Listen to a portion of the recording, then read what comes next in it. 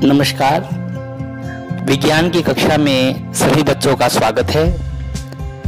आज हम कक्षा 7 में पाठ 4 ऊष्मा का अध्ययन करेंगे। हमारे जीवन में शायद ही कोई दिन ऐसा होगा जिस दिन हमें ऊष्मा की आवश्यकता नहीं होती। ऊष्मा के उपयोग से हम खाना बनाते हैं, सर्दियों में हम गर्म वस्त्र पहनते हैं। ये गर्म वस्त्र हमें ऊष्मा प्रदान करते हैं। किसी वस्तु के बारे में यह पता लगाने के लिए कि यह गर्म है या अपेक्षाकृत ठंडी, हस्त स्पर्श विधि का वैज्ञानिक विश्लेषण करते हैं। इसके लिए हम एक मनोरंजक क्रियाकलाप करते हैं। हम 3 मग लेते हैं। पहले मग में गर्म पानी, दूसरे मग में ठंडा पानी और तीसरे मग में गर्म और ठंडा पानी मिलाकर डालते हैं। अब एक हाथ गर्म पानी में और दूसरा हाथ ठंडे पानी में डालते हैं। थोड़ी देर तक अपने हाथों को इसी स्थिति में रखने के बाद एक साथ दोनों हाथों को निकालकर तीसरे मग में डालते हैं। हम क्या अनुभव करते हैं? हमें तीसरे मग का पानी गर्म लगता है या ठंडा?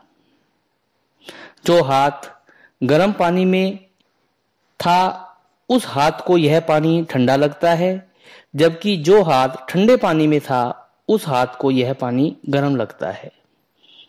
इसका अर्थ यह है कि गर्म अथवा ठंडे का पता लगाने के लिए हस्त स्पर्श विधि विश्वसनीय नहीं है। याद कीजिए, जब आप बीमार होते हैं तो डॉक्टर हाथ से आपके शरीर का तापमान मापते हैं या किसी यंत्र का उपयोग करते हैं, यह पता लगाने के लिए कि यह वस्तु कितनी गर्म है या कितनी ठंडी। हम थर्मामीटर, जिसे तापमापी भी कहते हैं, का उपयोग किया जाता है। थर्मामीटर में प्राय पारा भरा होता है जो ऊष्मा पाकर फैलता है। इस फैलाव को पाठ्यांक द्वारा नोट करके उस वस्तु का तापमान पता लगाते हैं। इसके लिए डिग्री सेंटीग्रेड या डिग्री फ़ारेनहाइट मात्रक का उपयोग किया जाता है। तापमापी मुख्यतः 2 प्रकार के होते हैं, एक डॉक्टरी तापमापी और दूसरा प्रयोगशाला तापमापी। डॉक्टरी तापमापी से हम 35 डिग्री सेंटीग्रेड से 42 डिग्री सेंटीग्रेड के ताप माप सकते हैं। इसका उपयोग करने से पहले इसे किसी रोगाणुनाशक से अच्छी तरह साफ किया जाता है और फिर इसे झटका दिया जाता है, जिससे इसमें भरा हुआ पारा 35 डिग्री से नीचे चला जाए। फिर थर्मामीटर के बल्ब को व्यक्ति की जीभ के नीचे रखा जाता है। लगभग 1 मिनट पश्चात थर्मामीटर मुंह से बाहर निकालकर आंखों के सामने क्षैतिज अवस्था में लाकर पाठ्यांक नोट किया जाता है। इस थर्मामीटर में एक विभंग होता है जो पारे को नीचे नहीं आने देता। स्वस्थ मानव शरीर का तापमान लगभग 37 डिग्री सेल्सियस होता है। प्रयोगशाला तापमापी से हम 10 डिग्री से 110 डिग्री सेंटीग्रेड के बीच का तापमान नोट कर सकते हैं। प्रयोगशाला तापमापी से किसी वस्तु का तापमान प्राप्त करने के लिए हम तापमापी को उस वस्तु के संपर्क में लाते हैं और वहीं से उसका पाठ्यांक नोट करते हैं। थर्मामीटर को वस्तु से अलग करके हम तापमान नोट नहीं कर सकते, क्योंकि इस तापमापी में विभंग नहीं होता, जिसके कारण थर्मामीटर का वस्तु से संपर्क हटते ही पारा नीचे की ओर जाने लगता है। अब हम ऊष्मा के स्थानांतरण के विषय में पढ़ते हैं। ऊष्मा के स्थानांतरण का अर्थ है ऊष्मा का एक स्थान से दूसरे स्थान तक पहुंचना। ऊष्मा सदैव गर्म वस्तु से ठंडी वस्तु की ओर स्थानांतरित होती है। इसके लिए हम एक क्रियाकलाप करते हैं। हम लोहे या एल्युमिनियम की एक छड़ लेते हैं, इस पर थोड़ी थोड़ी दूरी पर मोम चिपका देते हैं। अब इसे दो ईंटों के बीच या स्टैंड में फिक्स कर देते हैं। इसका दूसरा सिरा मोमबत्ती से गर्म करते हैं। थोड़ी देर बाद हम देखते हैं कि सबसे पहले जिस सिरे को गर्म किया जाता है उस सिरे के सबसे पास चिपकाया गया मोम सबसे पहले ऊष्मा पाकर पिघलता है और छड़ से अलग हो जाता है। उसके बाद उससे अगला मोम पिघलता है और सबसे अंत में ईंटों या स्टैंड के पास चिपकाया गया मोम पिघल कर गिरता है। इस क्रियाकलाप से हमें पता चलता है कि ऊष्मा एक सिरे से दूसरे सिरे तक पहुंच गई। इस प्रक्रिया को चालन कहते हैं। वह प्रक्रम जिसमें ऊष्मा किसी वस्तु के गर्म सिरे से ठंडे सिरे की ओर स्थानांतरित होती है चालन कहलाती है। इसमें हमें माध्यम की आवश्यकता होती है। अब हम एक और क्रियाकलाप करते हैं। हम कुछ वस्तुएं जैसे स्टील की चम्मच, प्लास्टिक का स्केल, पेंसिल, पेचकस इत्यादि लेते हैं। इनके एक सिरे को गर्म पानी में डुबोते हैं। कुछ देर बाद हम इन वस्तुओं के दूसरे सिरे को स्पर्श करते हैं।